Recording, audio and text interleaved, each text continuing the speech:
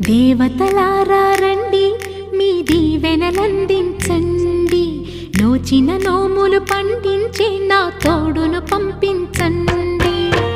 కలలో ఇలలో ఏ కన్నెకి ఇలాంటి పతిరాడనిపించే వరుణ్ణే వరముగా ఇవ్వండి. కని విని ఎరుగని వేడుకతో వివాహ